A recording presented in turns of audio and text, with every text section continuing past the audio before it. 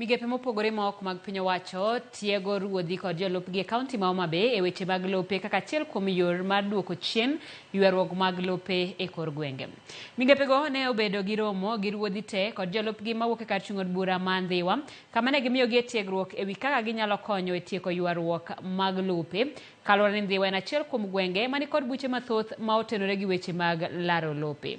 Chenro geto ni ruodhi obed gi lony kod ng'eyo kaka ginyalo tieko ywaruok mag lope mana ni jopiny ahinya to mond liete oko ma lopegi e yo mok owinjore.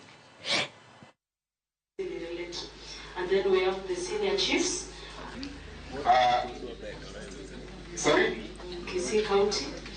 They are training ni no time kaluwore gi challenges ma chief osebedo ka yuago ni ng'enggi ok ong'eyo processes kata procedures monego gilu e weche mag addressing land issues. Tudruok ma kama osemiyo waber nikech ka watieko bura ni to chief koro bro ng'eyo the right processes and procedures monego gilu ka ging'iyo weche mag land. Samoro sama ji timo succession kata ji wach land moro dispute monitie to chief gi mong'eyo kendo ging'eyo jodongo mong'eyo boundaries kuonde ma gik moko nitiere kaka blow no bedo.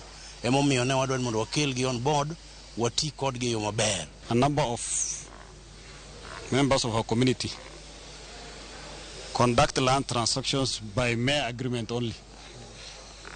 They are not utilizing the legally established land control board so that a transaction is conclusively done by way of transfer of the title from a seller to a buyer. The issue of writing letters by writing agreements by chief in respect to deceased estate is forbidden. It's illegal.